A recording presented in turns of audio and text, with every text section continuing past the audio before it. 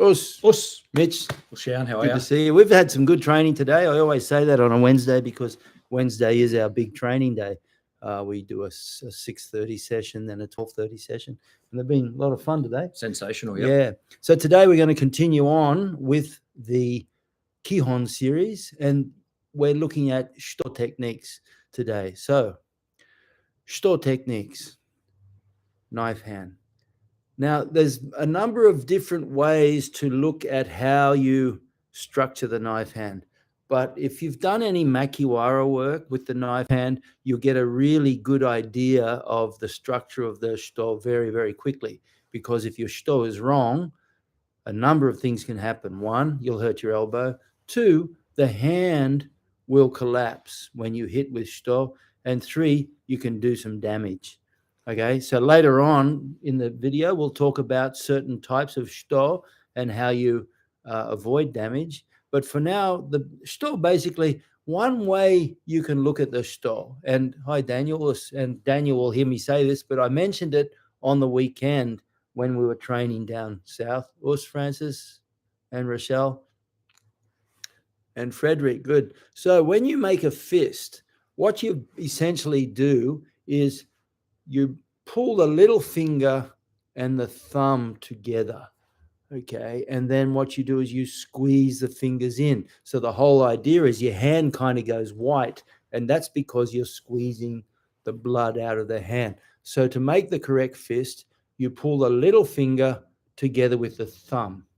Now, Shuto, in one respect, is the exact opposite to that. Now what I do is I pull the little finger and the thumb together behind the hand like that. So that's how you get this correct structure. Sometimes people will close the hand here.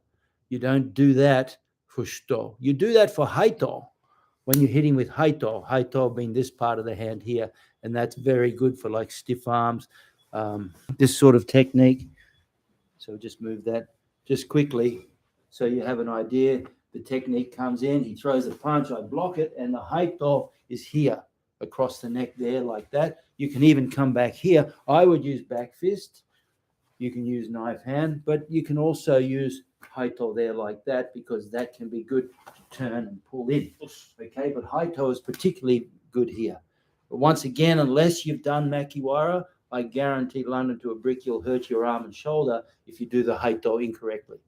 Okay, but we're looking, the Hito is like that. Shuto, on the other hand, you pull the thumb back. So just the same, just as in Seiken, where you pull the little finger and thumb together on the palm side, what you do for the Shuto is you pull the little finger and the thumb together on the back of the hand side. So you get this effect of that, because if you don't, if the thumb is even subtly relaxed in the wrong place, when you hit, you're going to, and if you hit very, very hard, you're going to get this roll over effect. See, like this, you come straight down, but because of the weight of the thumb there, it's going to roll over. The weight of the thumb alone is enough to turn the hand over. Okay, so you pull the little finger back with the thumb there. Okay, now another important point, and if you see, you have a look at my finger here, I've got a very damaged, prematurely arthritic finger, and I believe it's from my little finger ricocheting into that joint when I was doing knife hands over the years on makiwara and on tameshiwari. So eventually I woke up, only took me 30 years, but I woke up and I started to put the fingers like that. I'm trying to do it in front of the camera. So you see now, none of the fingers run into each other when you hit with a strong Shuto. Okay, now there's another application for that, which is very important, which we'll go over a little later. So first of all, let's just look at the Shuto techniques. Remember, Shuto means knife. Shu is another way to say te, karate. You could even say, like, for example, tang sudo is karate do, but tang su shu sho su, the tang su is another Chinese way of saying karate, and the tang su, the su part, is the same as su shu shuto. So shuto means hand knife or hand blade. Okay, now let's just look at the techniques. First of all, in Kihon, from this position, we go Shuto. And I'm going to jack this up just a little higher here on that. Yeah. No, the red thing. Give us a sec, because I just noticed that this is a little low there, like that. How's that? Good. Okay, that's better. That's closer to height. So, Shuto gumman uchi. Gumman is the face.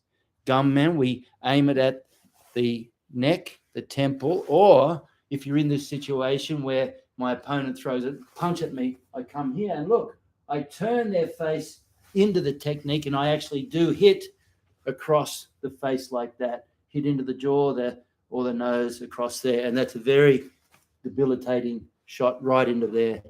There's no reason why you don't crack noses, knock teeth out, etc. So, Shuto gumman uchi. Gumman means face. We practice it in basics to the temple. Okay. So the technique comes across from behind the head. Remember basics, we do everything large. Just as when you write, when you start learning to write, you look at grade 1 writing guidelines, they're very big, whereas over time you write smaller and smaller, but you learn to get control, the fine motor skills with large motion, and then you cut it down. So it's the same when we do Shuto, like that. Across there, from behind, look, I want to get my elbow back as far as I can. Some people do this and bring it from the side here. Okay, I want to bring it all the way behind, around in a circle, all way behind, around in a circle, and it's in line with my temple. Just realized I got my glasses on. So from here, 1, 2, 1, 2. And see, notice you can see my fingers. I try not to have them flat like that, because from my experience, you hurt your fingers when you hit something rigid. So I'll bring my hands at a slight angle. Remember, it's also pointed out that there are actually 3 places that you use the knife hand on the hand. You can use it down here, you can use it midline, and you can use the heel. Now, you can compare it to a knife. If you take a kitchen knife and you're, say, cutting pumpkin or potato, you use the strong heel because that's where you need the force. But as the vegetable you're cutting gets a little softer, you can move further down to the point when you may be chopping up little champignon mushrooms, you just use the tip, okay, like that. So there's different applications for, I'll show you a couple later on where you use the application for the fingertip just as effectively as the knife hand. So, Shuto gumman uchi. From behind, look, opposite hand under the armpit. Notice you can't see my elbow. From behind, large circle round, hikite, retract from the elbow. Remember, you strike from the hand, but retract from the elbow. There, like that. Retract from the elbow. 1, 2, 1, 2, 1, 2, like that. And the knife hand comes across the temple line. But it's called gumman uchi. So remember, one of the primary applications for it is when the technique comes, I'm going to go across either this way, turn that way, or I'm going to turn them around so that my knife hand comes across the face. That's also very practical. Okay, Shuto sakotsu. Sakotsu is Japanese for the collarbone. Doesn't take much to break a collarbone. I've only broken one bone in my entire body, and that's my right collarbone in a bicycle accident. Doesn't take much. In fact, in the bicycle accident, I recall seeing that I was about to impact on something, so I used my shoulder to take the force. That's how unafraid I was of getting hurt. I just thought, yeah, I'll just bump it with my shoulder, and broke my collarbone. Doesn't take much. Okay, so there's 2 ways we look at it. Sakotsu uchi, the classic karate chop, and uchikomi, the drive. Uchikomi, uchi is a strike. Uchikomi is a driving strike. Okay, so the first one from here, once again, same setup as Shuto gumman uchi. Shuto gumman uchi, sakotsu uchi. Up, behind. From this position, I can go gumman uchi, Sakotsu Uchi, and Hizo Uchi. So the setup of all three techniques is exactly the same. Okay, Sakotsu Uchi, from behind, down onto the collarbone. Up 1, 2. And from that, you get the nice, from the side, you can see you get a nice large arc there. Some people practice it in a big circle like that. I find that, for me personally, biomechanically not as sound, simply because you can't get the same impact with the snappy tendon reflex here. It's a large wind up with this one. That movement here, you get a nice tendon reflex through the front of here. And because the elbow is leading it, because you're following through with the elbow, so then the longer lever, because you stop the elbow, the longer lever will follow through and give you that snap. That's actually a really interesting point. You mentioned that. Shuto is intimately connected to elbow. I'll tell you why. No Shuto is effective without the correct elbow movement. Okay, and Shuto, generally speaking, you never straighten the arm, because as soon as you straighten the arm, you lose the effectiveness of the elbow. So all Shuto strikes, the elbow is slightly bent. The elbow always leads the Shuto technique. Okay, so it's really good that you mentioned that. The elbow drives the Shuto. Okay, and reality is, if they come inside the Shuto, you're going to hit them with an elbow anyway. Okay, so Shuto, Sakotsu Uchi, 1. Also, in terms of pronunciation, I know I don't want to harp on Japanese, but the U in Shuto is often silent in Japanese. So it's not Shuto, it's Shuto, like that. It's not Shuto, it's Shuto. So Shuto gumman uchi, or Shuto sakotsu uchi. Shuto sakotsu uchi. Down, elbow behind, down. Hikite, retracts from the elbow, strikes out with the hand. Retracts from the elbow, strikes out from the hand.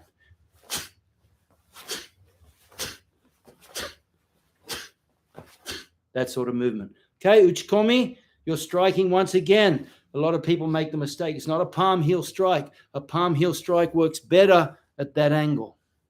Okay, but uchikomi works better at that angle, particularly in this circumstance where you can see our shoulders are essentially parallel. We're both wedging in, and I want to come in here, and I'm going to drive into that deltoid in there to square them up. So there, 1, and there, like that. So I use the knife hand into the shoulder to square up for the punch, or to square up for the body punch. And also another one I used to use, 1, push here, punch there, and follow with the knee. So it's like this, 1, with the knee underneath the arm in a hidden sort of way. Okay, so uchikomi, pushing out with a knife hand. For the sake of practice, we do it right down the center line. There, there. Watch my body. Do not do this. See how I kind of set it up first? If that means you got excessive tension in the shoulders, what I'm doing, I'm relaxing. So from there, I just don't set it up like that. I relax the shoulder, pull it straight back. Okay, it's not setting up, it's from there, like that. Okay, that's the uchikomi. Straight there, straight there. I shoot my hands out, look, and right at the end, twist. Out, twist. Hand goes out and twist, like that. Okay, just going to close that door.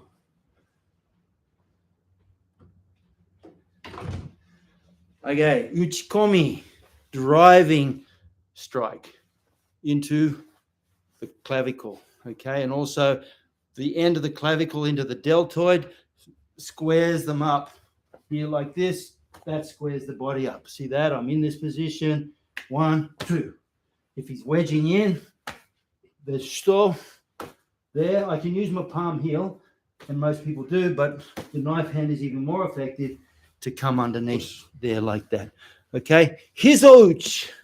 Shuto Hizo Uchi. We talked about the Hizo when we did the back fists. Remember, Hito is the spleen. The spleen sits under the heart. It's a sack of goo. On the right side, you have the liver full of nerves, so that's why the left rib shocks. But you do the right rib, it doesn't have the same effect. The liver, if you have a look at Mitch's awesome torso, you got this liver sits down here over the stomach, and that's full of nerves. So that's why when you hit with a liver shot, it shocks because of all the nerves in it. But if I do the same thing on this side, there's no liver. So it does absolutely nothing like the same effect. But underneath the heart here, just if you have a look just under here, that's where you'll find the spleen. Okay, so effectively, that hit under the heart hits the spleen, or the back fist into there hits the spleen, or even the knife hand into the body like that. So this is why we call this technique Shuto Hizo Uchi. It's interesting that the spleen as a target takes more of precedence in Asian martial arts than it does in the West. And that's primarily because Western martial arts primarily work with the glove. So the glove impact is not the same. Whereas if you were to hit the body, if I have gloves on, but you're allowed elbows, if you open the hands and hit elbow under the heart, 100% guaranteed you'd have a really nice spleen shot right there. Shout out to the one and only Michael Thompson, one of the greatest Kyokushin fighters ever. He went into kickboxing. He fought one of the great fighters of Muay Thai. I forgot his name, but this guy had 300 plus fights, and Michael Thompson hit him with a spin back kick on the spleen. And Muay Thai fighters, toughest fighters around, this great Muay Thai champion got hit in the spleen. Unusually, he stepped back, put his hand down, and knelt down. And Michael Thompson's back kick had ruptured his spleen. He was rushed to hospital. He had an operation, and he was out of fighting for pretty well a year. Okay, so it takes a great kicker like Michael Thompson, but it just goes to show what happens when you get that targeted spleen. Okay, so Shuto Hizo Uchi, gumman Uchi, sakotsu Uchi, Hizo Uchi. They all start and at the same point. Now for the Hizo Uchi, what we're going to do here is it's like golf. There's the ball. There's the target. I don't stop there. I follow through. Okay? Well, it's the same. When I hit with the spleen shot, I don't stop at the target. I carry it through to the opposite side in line with my belt. So there's the target, but there's the finish point. So when I practice in Kihon, I finish in line with the opposite side of my body in line with the belt. 1, 2, 1, 2, 1, 2, 1. And you notice if you're watching slow motion, the elbow leads, the hand follows, you hit with the elbow bent and carry through. The elbow is bent. Don't come here and bring the arm around in a large circle. If you hit like that, you'll jar the elbow and the shoulder. Keep the elbow bent. It's a close range, probably a range 3 technique, close enough for headbutt elbow, and it's nice and close there. 1, 2, 1, look. Elbow is bent, hiki-teri tracks, and extends past the target. 1, hit. When I hit, look, the elbow's still bent, and I carry through the target. 1, 1, 1, 1, 1, 1, 1, 1, like that. So that's Hizo Uchi, finishing spleen strike, finishing on the opposite side of the body. The last one we have is Uchi Uchi or Kubi Uchi. Uchi, Uchi, Uchi Uchi. Same word twice, but it's a little bit like in English. We have, I walk through the tunnel or I threw the ball. You threw the ball or threw the tunnel. A bough of a tree or a bow to your senpai. The same sounding word, but different words. Well, it's the same here. Uchi, inside, as in uchi uke. Uchi, uchi, inside strike.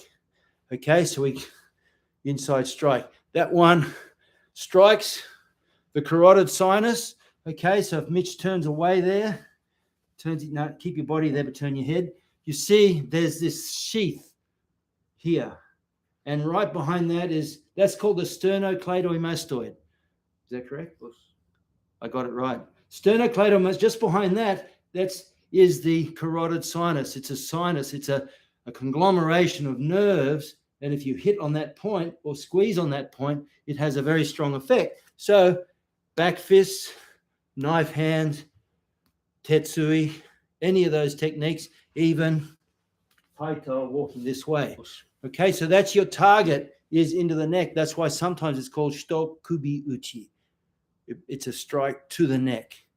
But over time, Kyokushin, in the early days, it was Uchi Uchi. Then it became Kubi Uchi, probably because of the confusion. People couldn't work out, non-Japanese speaking people couldn't work out why it was Uchi Uchi.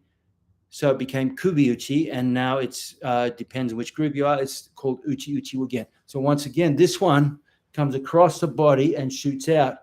Now notice the wrist is straight here. You don't bend it. So you see some people, they go here, like that. As soon as you bend the wrist, you damage the hand. The wrist is not bent there. The wrist is bent there, okay?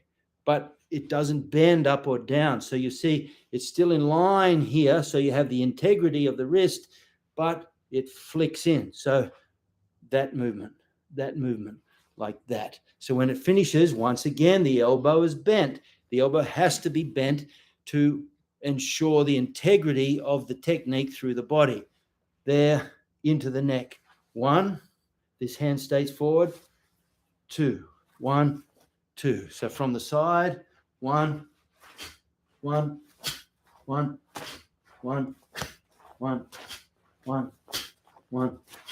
Okay, the hand turns that way, but not that way. I don't go 1 like that. I go 1 like that. Here.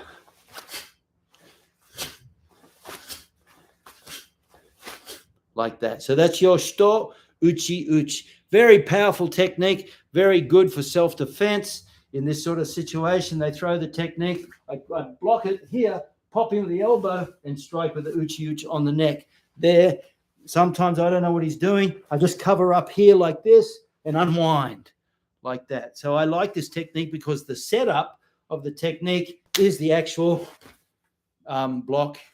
So it becomes the one technique becomes, one technique becomes the defense and the strike all in one. We're here, 1, 2 there, like that. Okay, very beautiful technique. It's one of my favorite techniques. Also, you can use it in this respect too. The punch comes here and push it across. In the old days, the Shuto blocks were an integral part of the Kihon training. So push it across the body to set up from there, or push it across the body to set up for the. You didn't see that, did you? It was so fast. It was so fast. No one saw it. Even Mitch didn't see it. Yeah. I felt it. Yeah, there you go. 1, 2. I use the knife hand to push across the body, and I can punch or elbow into there like that, or even punch into the face. But that knife hand works a lot like there as well. So in the old days, Kihon included doing all the blocks. Would you believe we didn't just do the Seiken blocks, they also did the Shuto blocks as part of the Kihon training. But over time, of course, with time becoming more and more valuable, the techniques were reduced down to the current 30 techniques. Some schools still practice they'll do the different elbows, and they'll do elbows. And even when I was young, we used to do those as well. But now the 30 just includes the hijiate. For Shuto, 1, 2, 3, 4, 5. Okay, but you can even use, for example, you can use the double Shuto is actually quite surprising. Two-handed techniques, you look at it and you think, straight out of a movie. But the reality is sometimes they can be quite surprising. So if I'm in this situation and I use the classic, I didn't see it coming sort of thing, that his punch comes in, I block 2 hands like that. Now what I do is, look, I'll come across the body and the head at the same time. So I'm getting 2 hands there. So 1, 2. I'm doing Shuto Uchi Uchi and Shuto Hizo Uchi at the same time. He throws the punch, boom, I come across here, one or one like that. So we come in, boom, change angles, see that? Across both, and it catches them by surprise. It does.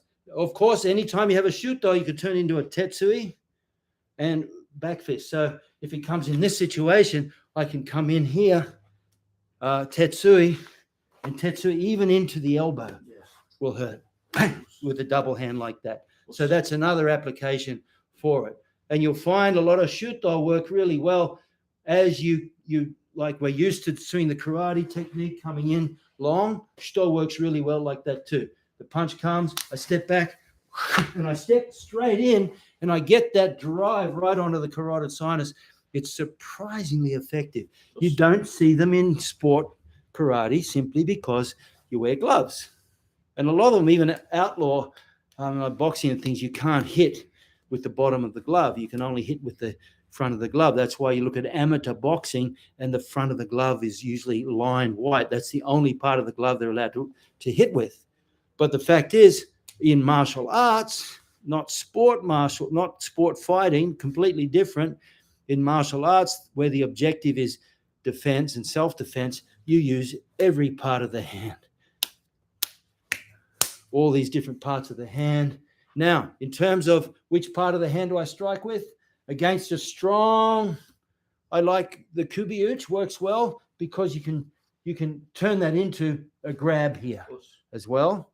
Okay, but if I want to use the fingertips, I want to spread my finger. If I go like that, look, and I rake across his eyes, and my fingers are there, I have a 1.5 centimeter margin of error. I go like that, I aim for his eyes, he pulls his head back, and I miss. Okay, if I'm only going to miss across the top of the eye, the bottom. But if I roll my fingers correct, I'm trying to get out of the way so you can see, and I do that with my fingers. You see that? Now the margin of error is now 10 centimeters or 12 centimeters. So now when I rake across the eyes with the fingers, even if I miss one finger, the chances of getting the eyes are much greater. And don't underestimate how effective using fingers in the eyes in a real fight is. I mean, seriously, it's probably even in UFC now, a fighter cannot shape up with the fingers aiming towards the eyes because, I mean, just so many times it's just like out of the blue, the fingers go in the eyes. Okay, so use that as a weapon. That's a great indicator of what works is look at the rules of fighting contests and use the techniques that are not allowed. Okay, so I'm going to rake my fingers across the eyes like that. I come across one and I can come back again. See, like that? Rake across, rake across. And if you get your fingertip on his eyeball, I can guarantee it's going to be very effective. It's almost as effective as actually driving your finger in that far into the eye. I've actually seen that happen. And the effect of driving the finger, he just stepped back and just drove his finger into the guy's eye. The effect of that was the guy, pretty well blacked out, and he was vomiting and everything from the impact in the eye. Okay, so this streak across the eye. And the other thing too is in the old traditional karate, streak across the eyes go back and then they snap them in the groin. They go boom, boom, and the eyes go back. See, Mitch's face is starting to go back, and then they go crack in the groin or in the bladder. If you had shoes on, aim for the bladder. If you had sandals or something, just kick them up the groin like that. Okay, so there you go. There's some insight into some of the key points of the Shuto technique. So I'm just going to set this up, and I'm going to go through the points again. Thanks for your attention too, by the way. I hope you got something out of that. So Mitch and I are going to come in. We'll go through say good day to everybody. Us, Rochelle, Frederick from Sweden. Us, Marco, good to see you again. Sensei Mike, sunny WA. Look, it's overcast here.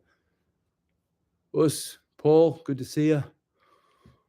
Soldado de Dios. Soldado de Dios. Soldado de Dios. Good to see you, man. Is that the Italian flag? Looks like it. You could be. Gaza, it's good to see you.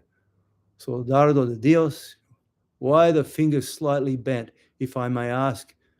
Yes, well, there's your answer. Straight fingers it leads to more damage to the joints. But by bending the fingers, for a start, if I hit hard here, if my fingers are straight, what happens, and from my experience, the number of times I've got blood blisters where my fingers would hit. And if you look at slow motion, when a hand hits something hard, the fingers literally go, woo, woo, this sort of thing, and they bump into each other.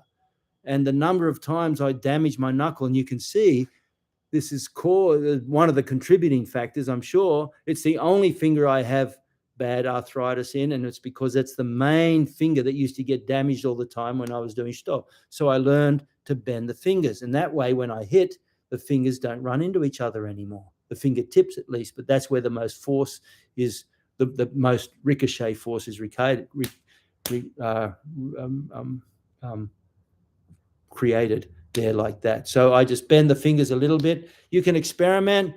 Just find a tree and do it with your fingers straight, hit, or even Shuto like that, and then change to that, and you'll find, I believe anyway, less injury over time. Of course, Frederick, can you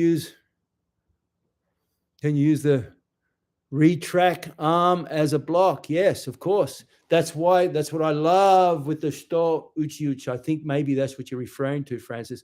Boom, the retracting arm is definitely the block. There like that, the punch comes in, I block there, and then strike 100% there, boom, bang. It even works well when they throw a left-right. I go 1, 2, bang. So I come in, 1, 2. There, I move my head out of the way. I don't trust my skills so much that I don't have to move my head. 1, 2. So we look at it in slow motion. 1, as I move my head out of range, and then strike there, like that. Good point, Francis. Gaza, I like to swinging a claymore sword. The sword is too heavy to swing with straight arms, but brutally difficult. Well, there you go. I've never swung a claymore sword, but knowing you, Gaz, and you're one of the strongest men that I know, I have no doubt that you know exactly what you're talking to. But that's a good point. Says that Michael Thompson also competed in the early days of the K. Yes, he did. I think it was even in a K1 fight that he fought the TIE fighter. Of course, you mentioned in the past, often wonder about the fine line between preservation, evolution, karate. I'd be interested in your thoughts. Well, there you go. I think there are certain aspects, and just off the top of my head, and it's not like Mike's asked me this in advance, but certain aspects are preserved. So, for example, certain types of kata, movement, are preserved, but the applications of those particular techniques, I think they must evolve. And without evolution, without growth, everything dies. Any stagnation means death. Even a pond of water dies with stagnation. Any plant that has no life force in it stagnates and dies. Well, I believe very strongly that karate is the same. And this is why, in my opinion, I've gone towards these 5 ranges, because without constant evolution, whilst you preserve the key structures. So Sensei Mike, you of all people understand that there are certain fundamentals which are changeless. And I think this is testimony to the people who created these techniques. Whether they knew or not, I give them the benefit of the doubt that they did, that they created certain fundamentals which are changeless. And I haven't found, there are certain things, for example, I haven't found, for example, even the structure of the fist. You know, Western sport, because they wrap their hands up and they really tighten their fist real tight. And this is as tight as they can get because of all the wrapping and stuff. And the number of great boxers in the world who have destroyed their hands over time. Whereas if they learned to close the fist properly, then I'm sure over time they would have had less damage to their hands. So there are certain aspects of karate which were faultless, almost, at least, you'd get what I'm saying, but faultless to the present day. But there are certain applications which we must evolve. For example, the whole concept of self-defense, where someone steps back into Zen Kutsutachi and comes through with a punch.